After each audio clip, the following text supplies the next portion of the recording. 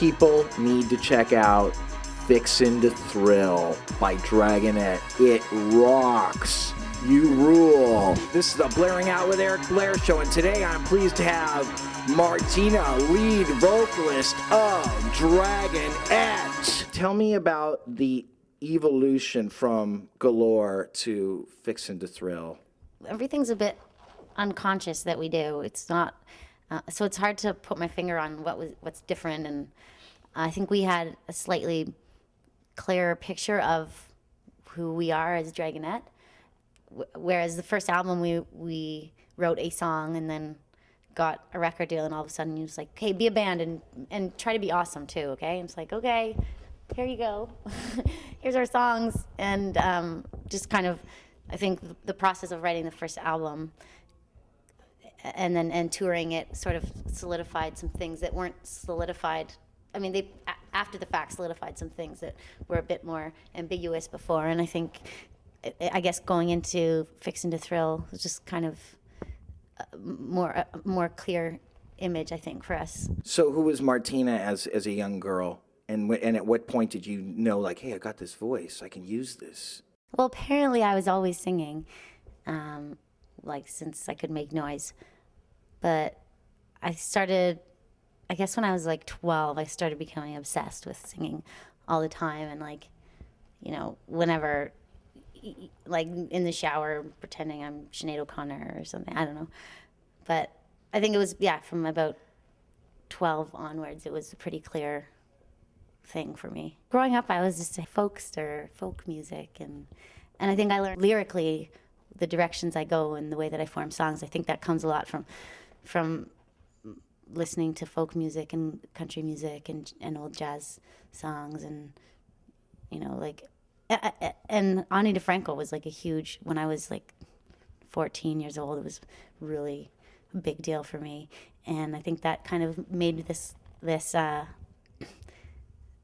kind of formed my position now on like pop music. I think it's really fun to have this like a feminist take on sexuality in pop music, because all you see is in pop music is sort of, you know, writhing women being, yeah, baby, it's all for you sort of thing. And I think I got a lot out of being that hippie folkster when I was young. And I think I took a lot of that, and I try to project a different sort of pop, sexuality in pop music a bit differently. But now you're the writhing woman in the videos. No, but I'm not, though. But you are. What I'm intentionally doing is I'm twisting it around a bit, generally. Well, you're in the power position now. Yeah, whether I'm singing about it or it's in a video, I think I'm always conscious of turning it on itself or presenting it differently. Like in the Take It Like a Man video, the porn concept is just, it's all upside down in that, and the sexuality's there, and if you're not reading into it, it's just like, you know, a sexy video. But I think if you're paying attention, there's something else happening there, or else at least I'm trying to make it seem like there's something else happening there. How did the Cyndi Lauper collaboration come about? She wanted to write a record with a bunch of different people. She wanted it to be like a jukebox. And so I guess her label knew about us because we had talked to them about like a record deal briefly, and it didn't happen and whatever.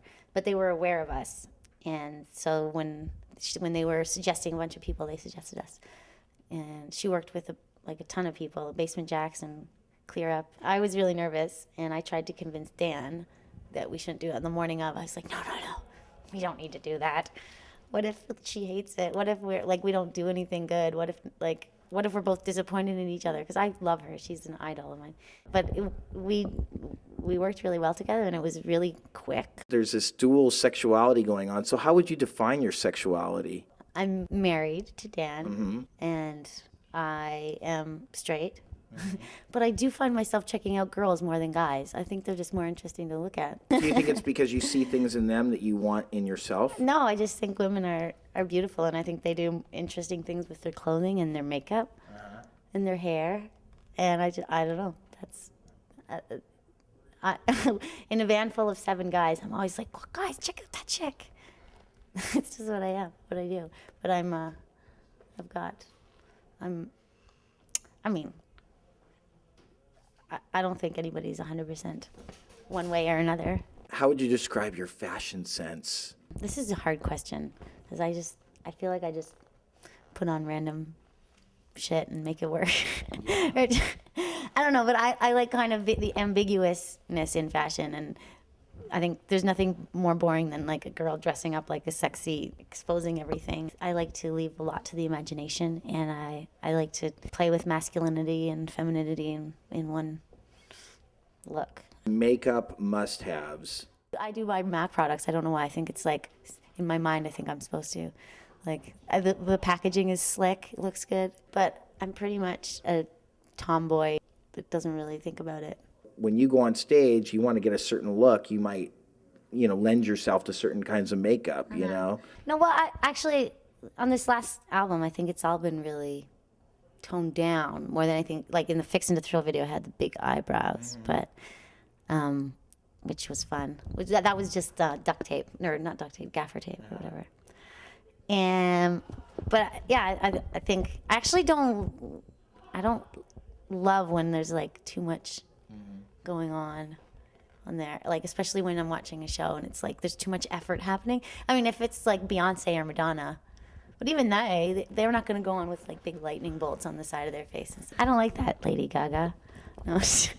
My Joker face, I changed it. I like her though. I'm just saying I don't like the lightning bolt makeup on the side. That's cool. Well, she's Lady Gaga. How important is fame to you, and could you live without it? Well, I think it's important to me in that my passion is to make music. In order to realize your song, you need to have it heard. I don't want to like walk down the street and be like mauled, or, you know what I mean? That's not in my vision of my future. What has been one of the most romantic moments while on tour with Dragonette? I guess slow dancing with Dan in a club in Paris after a show we had that was a really feel-good show. What do you love most about your husband, Dan Kurtz? He calms me down, and he's very caregiving. What inspired you to write Jesus Doesn't Love Me? Dan and I were on a bike ride, and it was a beautiful day, and then the sun went behind a cloud, and I said, why is that happening? And he said, because Jesus doesn't love us anymore. And I just thought it was funny. How would you define your spirituality? Earth is so awesome, as it is. I don't care how it was made, but I love it. That's the beginning and the end of my spirituality. Okay, what inspired you to write You're a Disaster? You're a Disaster is about a friend of mine who's really very self-destructive, and kind of our relationship exploded or imploded, and that song is kind of a journey into inside her head. At the end of the song, there's all this kind of explodes into this kind of confused mayhem, which I imagine is what's happening inside her. Good. Hopefully that will be therapeutic for her. Maybe it will be. How would you define the word love? I would never ask myself, what do I think love is? I don't know why. I'm not, it's like, I don't do that kind of investigative work on myself. Maybe not enough. I don't know. I guess writing the songs for me is the moment that I'm kind of working through all that stuff. And then when I've finished writing the song, I listen to it and I hear what I've had to say, and then it's like, okay, now I'm just living. I'm not searching. I'm not investigating. Some of your favorite sex symbols? I think Grace Jones as a sex symbol is really, to me, I think she's inspirational that way, because she's very ambiguous and very unsexy, but sexual, and not unsexy in that she's not attractive. It's like she's beefy and tough, and that's so hot to me. What's next for Martina and Dragonette? Da-na-na-na. I don't know. I think we're just going to be touring for the next however long, a year. I don't know. I imagine,